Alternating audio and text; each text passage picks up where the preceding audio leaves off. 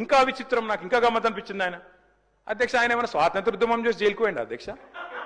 ఏం చేసిపోయింది అధ్యక్ష జైలుకి? ఆయన ఏదో పెద్ద సానుభూతి. మేము పోలేదా జైలుకి? వరంగల్ జైలుకి నేను కూడా పోయిన తెలంగాణ ఉద్యమంలో.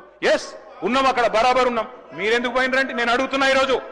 ఎస్ మీ ఇంటికి ఇవ్వాలని జూబ్లీ హిల్స్ ప్యాలెస్ మీదకి ప్రైవేట్ డ్రోన్ పంపితే ఊకుంటావా?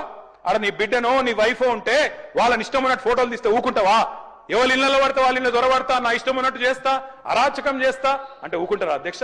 ఇది పద్ధతేనా అధ్యక్ష? అంటే మీ కాడికి వచ్చేవరకే కుటుంబాలు, మీ కాడికి వరకు వచ్చేవరకే భార్య పిల్లలు, వేరే వాళ్ళకి లేరా అధ్యక్ష భార్య పిల్లలు? మీరు ఆనాడు ఇష్టం ఉన్నట్టు మాట్లాడినప్పుడు, లేని రంకులు అంటగట్టినప్పుడు, ఇష్టం ఉన్న సంబంధాలు మాట్లాడినప్పుడు ఆ రోజు లేవా నీతులు? చివరికి మా ఇంట్లో పిల్లల్ని కూడా తిట్టింది మీరు కాదా?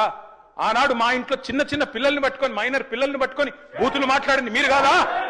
మీరేదో పెద్ద సానుభూతి కోసం మాట్లాడితే ఏం పని చేసిపోయినా మీరు జైలు. అయినా నేను అడుగుతున్నా ముఖ్యమంత్రి గారు, నేను అడుగుతున్నా అధ్యక్ష, జైలుకి ఎవరు పంపుతారు అధ్యక్ష?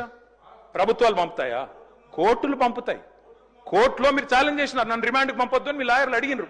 కోర్టు కాదు మీరు జైలుకే పోవాలని చెప్పింది. మేమేం చేస్తాం దానికి? రిమాండ్కు పంపేది మేం కాదు సార్, మీరు కాదు. ముఖ్యమంత్రి గారు హుంకరిస్తున్నారు. నేను అనుకుంటే అక్కడ ఎవరు మిగిలరు.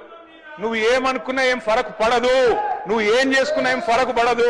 నువ్వు అనుకుంటున్నావేమో పదవి శాశ్వతం, అధికారం శాశ్వతం, ఏది శాశ్వతం కాదు.